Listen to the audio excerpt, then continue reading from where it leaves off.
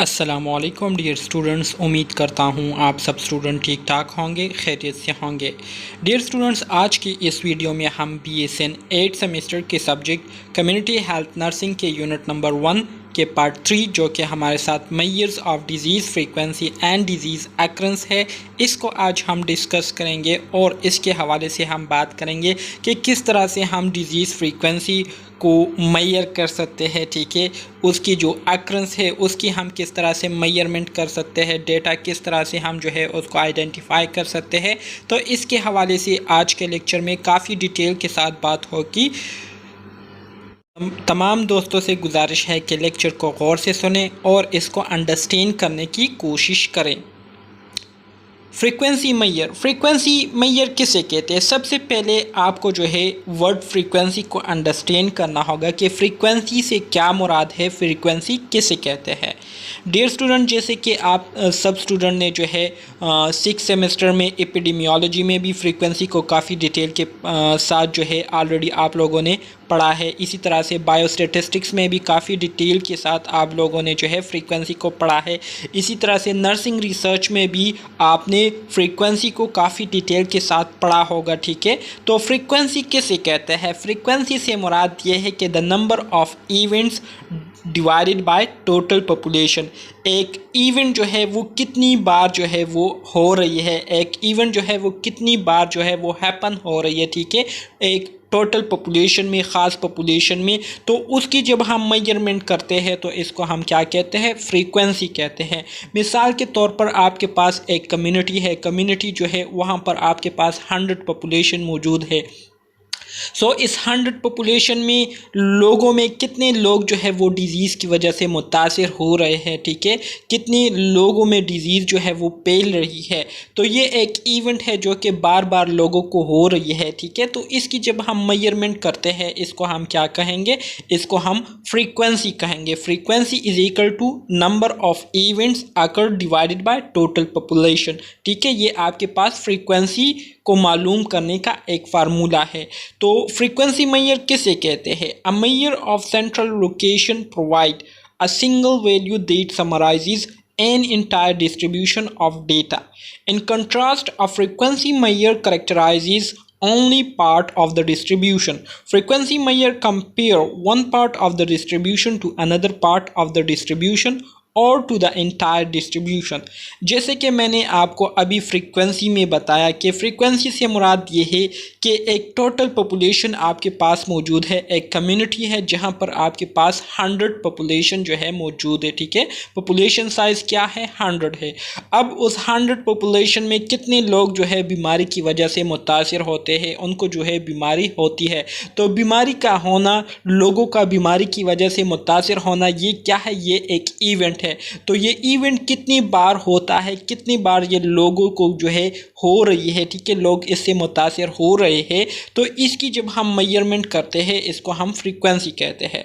Frequency measure में हम basically क्या करते हैं? फ्रीक्वेंसी मेजर में हम बेसिकली ये देखते हैं कि एक बीमारी जो है वो एक पॉपुलेशन में किस हद तक जो है वो फैल गई है, लोग जो है किस हद तक उससे मुतासिर हो चुके हैं। ठीक है, तो इसकी मेजरमेंट हम किस में करते हैं? इसकी मेजरमेंट हम फ्रीक्वेंसी मेजर्स में करते हैं।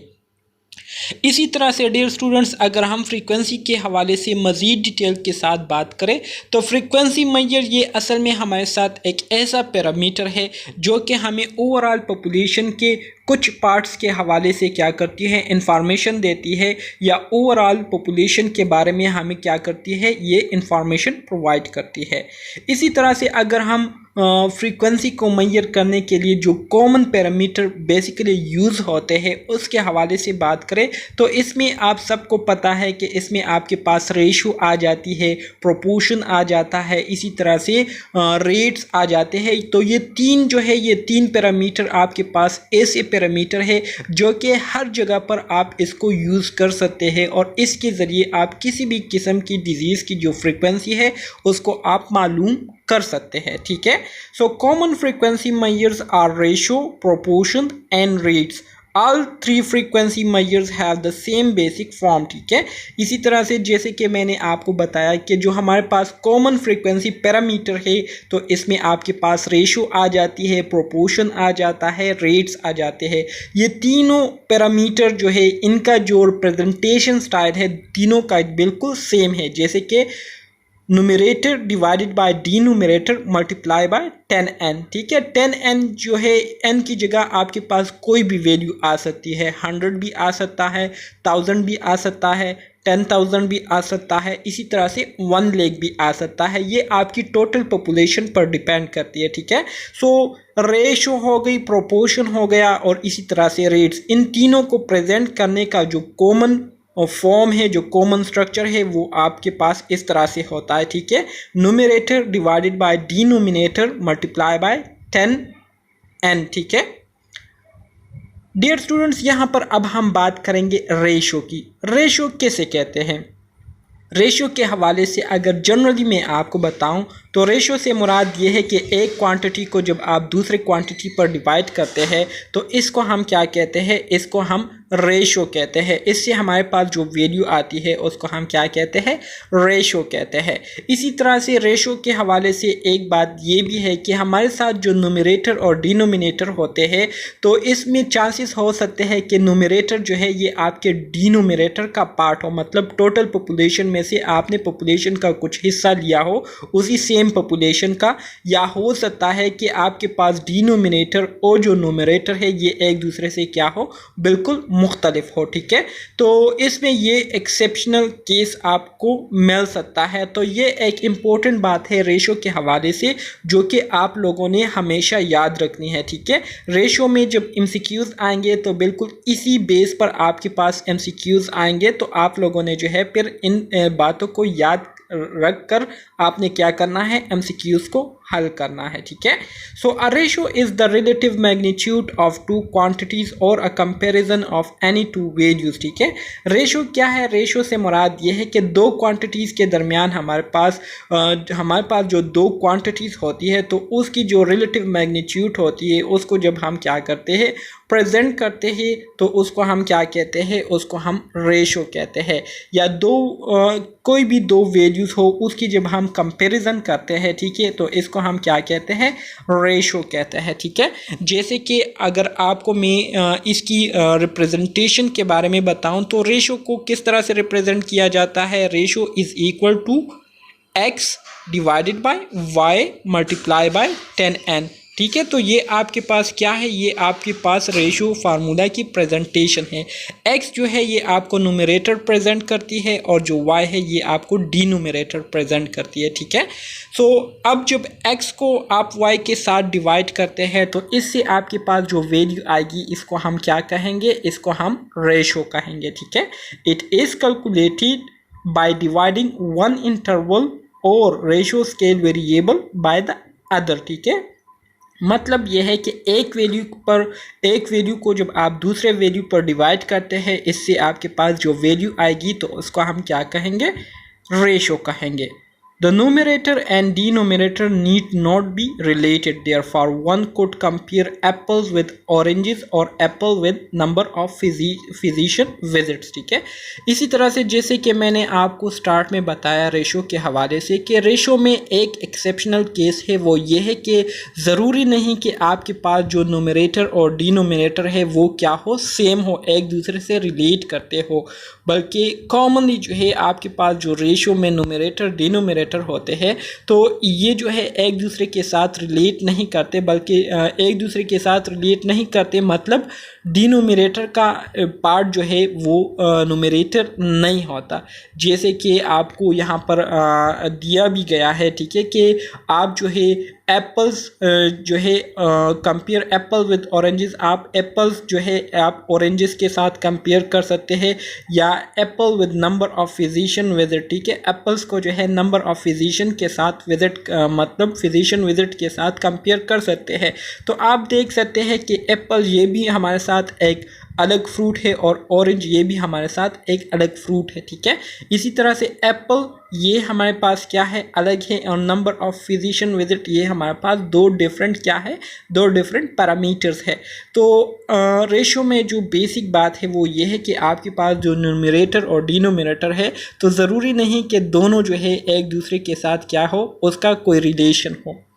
Mood off calculating a ratio, ratio को कैलकुलेट करने का हमारे पास जो मूड है, ठीक है, वो यही होता है कि नंबर और rates of events, item, person etcetera in one group divided by ठीक है, डिवाइडेड बाय नंबर और rate of events, item, person etcetera in another group. तो ये आपके पास एक क्या आती है, ये आपके पास रेशो का मेथड है कि किस मेथड के ज़रिए रेशो को क्या किया जाता है, उसको प्रेजेंट किया जाता है, ठीक है। तो इसको आप लोगों ने याद रखना है।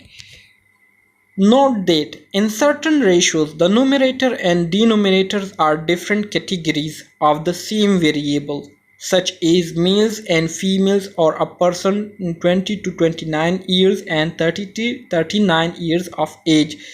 इसी तरह से जैसे कि मैंने आपको स्टार्ट में भी बताया कि हमारे पास रेशो में एक्सेप्शनल केस है। आपके पास रेशो ऐसी भी आ सकती है कि उसमें जो नोमिनेटर और डिनोमिनेटर होते हैं तो वो बिल्कुल एक दूसरे से जो है मुख्तलिफ हो सकते हैं, या आपके पास नोमिनेटर या डिनोमिनेटर जो है वो ऐसे भी आ सकते हैं जो कि आपके पास सेम वेरिएबल के मुख्तलिफ कैटेगरीज हो, ठीक है। जैसे कि अगर हम पर्सन के हवाले से बात करें तो पर्सन ये हमारे पास क्या है, ये हमारे साथ एक वेरिएबल है, लेकिन इसमें डिफरेंट कैटेगरीज क्या है, मेल्स एंड फीमेल, ये आपके पास दो मुख्तलिफ कैटेगरीज है। मतलब वेरिएबल एक है लेकिन इसमें आपके पास दो मुख्तलिफ कैटेगरीज है। इसी तरह से एज जो है ये आपके पास एक वेरिएबल है लेकिन इसमें जो कैटेगरीज है वो आपके पास मुख्तलिफ है। लाइक 20 to 29 ईयर्स ये एक कैटेगरी हो गई एंड 30 to 39 ईयर्स ये आपके पास दूसरी कैटेगरी हो गई, ठीक है। इसी तरह से in other ratios the numerator and denominators are completely different variables such as number of hospital in city and the size of population living in that city, ठीक है। इसी तरह से जो बाकी रेशियोज होती है उसमें अगर हम नोमिनेटर डिनोमिनेटर को देखें तो दोनों हमारे पास मुख्तलिफ वेरिएबल्स होते हैं, ठीक है। जैसे कि number of hospital in city, एक सिटी में हमारे पास कितने हॉस्पिटल है, इसी तरह से उसको हम जब डिवाइड करते हैं उस सिटी में हमारे पास टोटल पॉपुलेशन कितनी रह रही है। तो आप देख सकते हैं कि न्यूमरेटर में हमारे पास नंबर ऑफ हॉस्पिटल की बात हो रही है जबकि डिनोमिनेटर में हमारे पास नंबर ऑफ पीपल्स की बात हो रही है। तो दो अलग हमारे पास क्या है, वेरिएबल्स यहाँ पर मेंशन है, ठीक है। तो ये वो इम्पोर्टेंट बातें हैं जो कि आप लोगों ने रेशो के हवाले से याद रखनी है, ठीक है। ये आपको एक एग्ज़ाम्पल रेशो को कैलकुलेट करने के हवाले से आपको दिया गया है। तो बिल्कुल आपने उसी फार्मूले को जो है यूज़ करना है जो कि मैंने आपको स्टार्ट में बताया था, ठीक है। तो उसी फार्मूले को यूज़ करते हुए आप इस डेटा को पुट करेंगे और इससे आपके पास जो वैल्यू आएगी वो क्या कहलाएगी, वो रेशो कहलाएगी, ठीक है। डियर स्टूडेंट्स, अब आ जाते हैं प्रोपोर्शन की तरफ।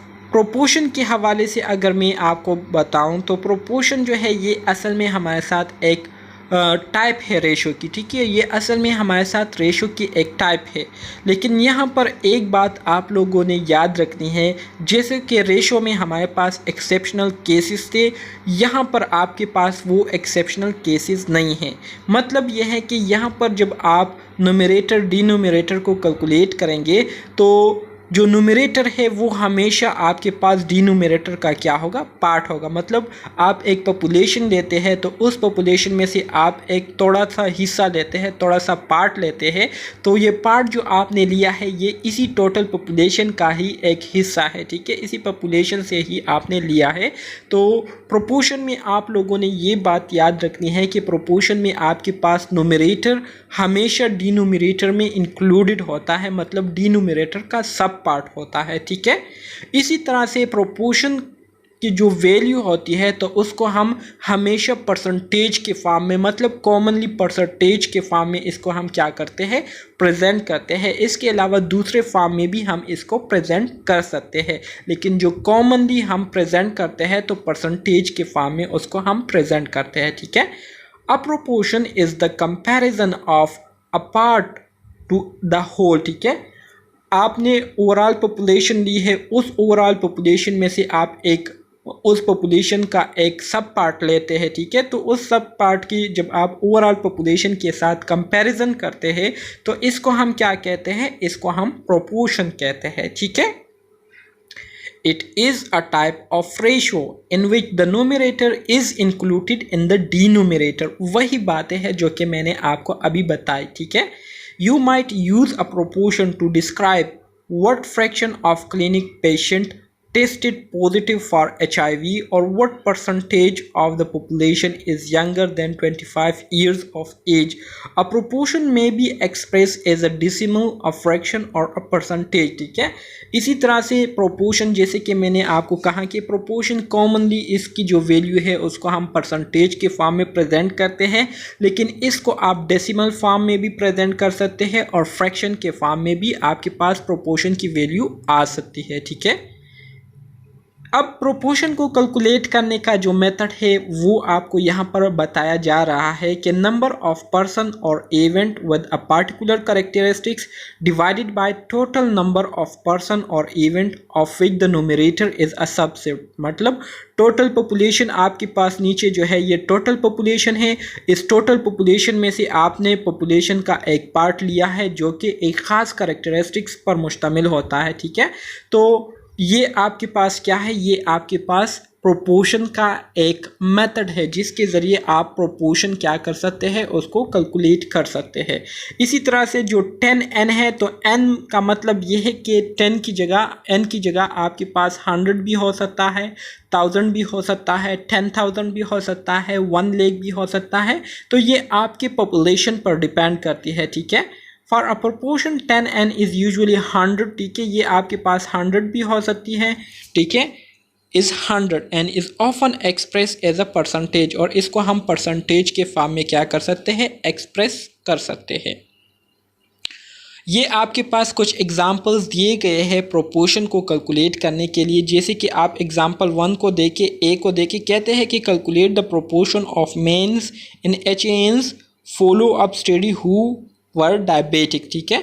तो न्यूमरेटर आपको दिया गया है 189 डायबिटिक मेंस, जबकि डिनोमिनेटर मतलब टोटल पॉपुलेशन आपको दी गई है 3340। तो प्रोपोर्शन का फार्मूला आपको याद होना चाहिए, proportion is equal to number of events with a particular characteristics divided by total population। so 189 को आप टोटल पॉपुलेशन पर डिवाइड करेंगे और फिर इसी तरह से जब आप इसको 100 पर मल्टीप्लाई करेंगे तो आपके पास वैल्यू आएगी 5.66%, ठीक है।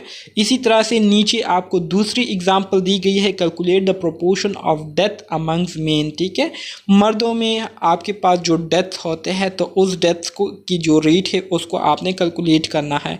तो न्यूमरेटर आपके पास क्या है, डेथ इन मेन है। सो 100 death in diabetic man plus 811 death in non diabetic man, तो टोटल आपके पास क्या आएगी, 911 डेथ आएगी इन मेन में। सो नोटिस दैट न्यूमरेटर जो है आपके पास क्या है, 911 डेथ इन मेन है, is a subset of the denominator, ठीक है। सो इसको क्या करेंगे, डिनोमिनेटर आपके पास ऑल डेथ होंगे तो ऑल डेथ आपके पास 1494 है। सो 911 को जब आप 1494 पर डिवाइड करेंगे और फिर उसको आप 100% पर मल्टीप्लाई करेंगे तो आपके पास टोटल वैल्यू क्या आएगी, 61% आएगी, ठीक है। तो इस तरह से आप लोगों ने प्रोपोर्शन को क्या करना है, कैलकुलेट करके उससे आपने वैल्यू निकालनी है। अगर आप इस पर 2-3 दफ़ा प्रैक्टिस करेंगे तो इंशाल्लाह आपको ये आसानी से याद हो जाएगा और आसानी से आप इसको अंडरस्टैंड कर लेंगे। डियर स्टूडेंट्स, अब हम बात करेंगे रेट की। What is rate? इससे पहले हमने रेशो की बात की थी कि रेशो में मैंने आपको बताया कि रेशो जो है ये आपके पास एक ऐसा पैरामीटर है, ठीक है, जिसके ज़रिए आप क्या करते हैं, मुख्तलिफ़ फ्रीक्वेंसीज़ को आप मेजर करते हैं। सो रेशो के हवाले से मैंने आपको बताया कि इसमें आपके पास एक्सेप्शनल केस है कि आपके पास जो है जो न्यूमरेटर है वो हो सकता है कि आपके टोटल पॉपुलेशन का सब पार्ट हो, या हो सकता है कि न्यूमरेटर और डिनोमिनेटर ये दोनों एक दूसरे से बिल्कुल मुख्तलिफ वेरिएबल्स हो, ठीक है। फिर मैंने आपको बताया कि प्रोपोर्शन जो है, प्रोपोर्शन में ये एक्सेप्शनल केस नहीं होता। प्रोपोर्शन में न्यूमरेटर जो है ये लाजमन आपके पास डिनोमिनेटर का क्या होता है, सब पार्ट होता है, और इसकी जो वैल्यू होती है उसको हम कॉमनली परसेंटेज फॉर्म में प्रेजेंट करते हैं। यहाँ पर अब हमारे पास रेट की बात हो रही है।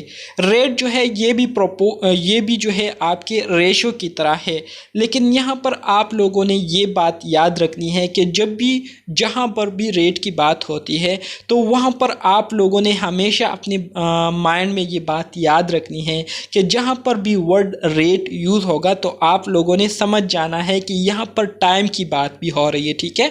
आपको जो है ज़रूर टाइम जो है वो मेंशन किया गया होगा। सो जहाँ पर आपके पास टाइम मेंशन किया गया हो तो आप लोगों ने समझ जाना है कि ये असल में हमारे साथ क्या है, ये असल में हमारे साथ रेट की बात हो रही है, ठीक है।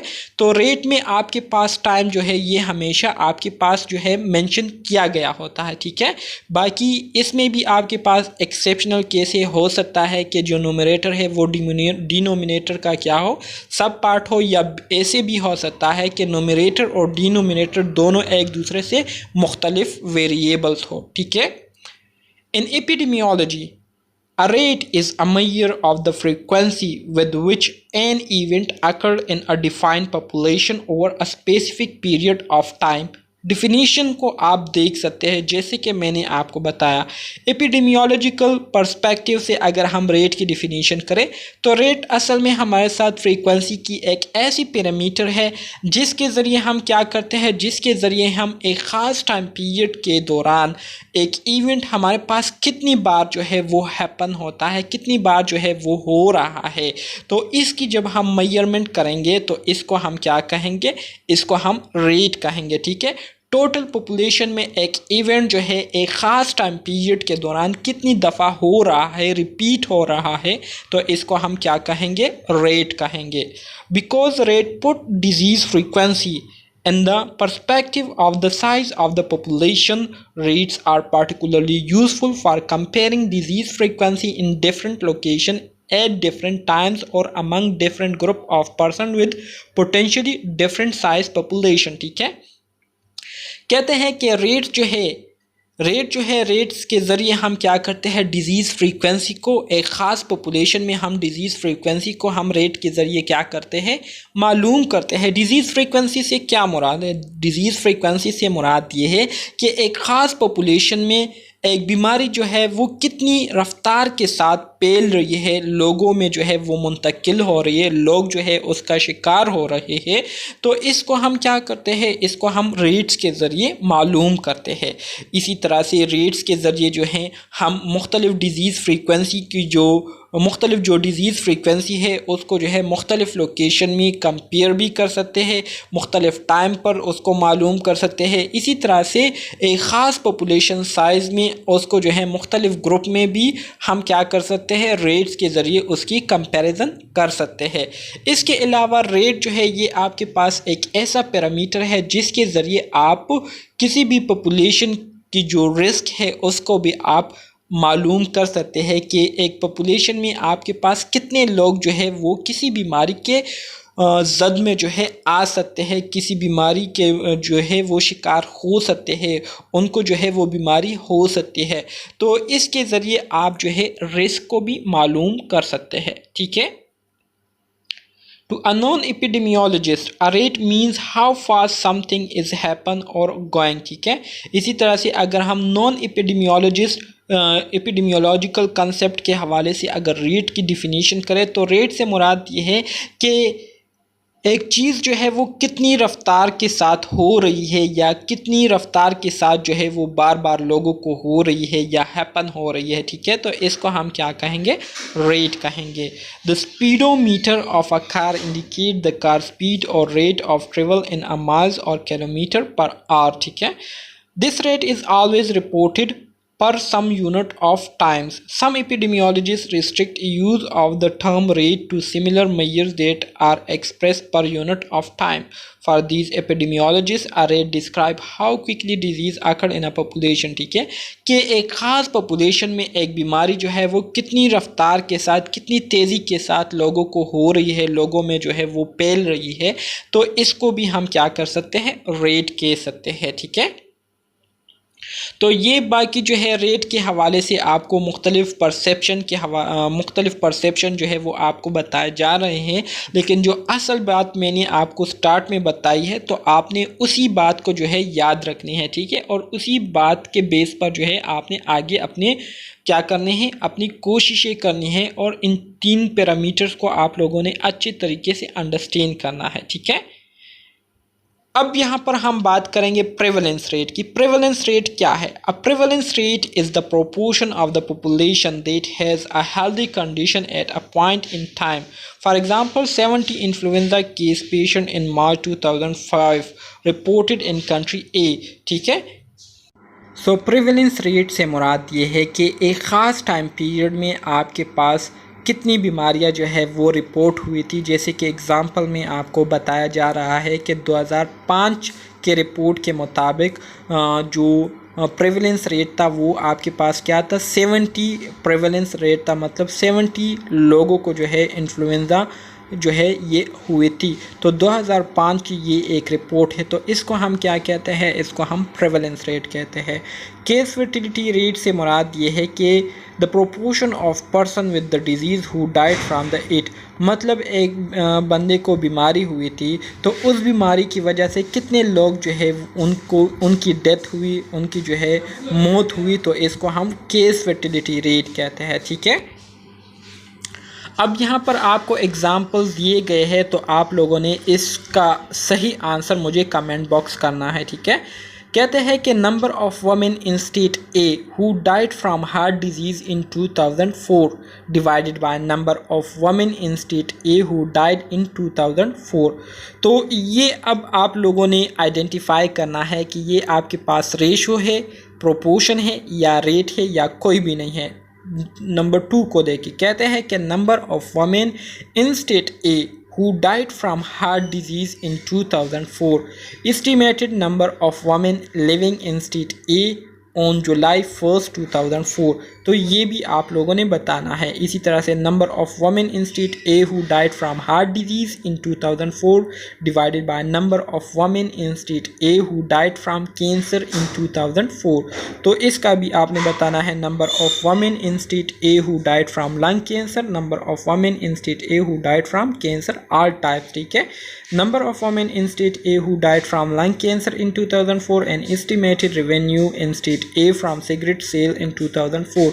तो इन सब के हवाले से आपने जो करेक्ट आंसर है वो मुझे कमेंट करना है, फिर मैं आपको बताऊंगा कि आपको मेरे लेक्चर की समझ आई है या नहीं। तो उम्मीद करता हूँ यहाँ तक आपको जो है सब चीज़ों की समझ आ गई होगी। अगर फिर भी कोई क्वेश्चन है, कोई कन्फ्यूजन है, तो आप कमेंट बॉक्स में मुझसे पूछ सकते हैं। तो मिलते हैं नेक्स्ट लेक्चर में, तब तक के लिए अल्लाह हाफिज़।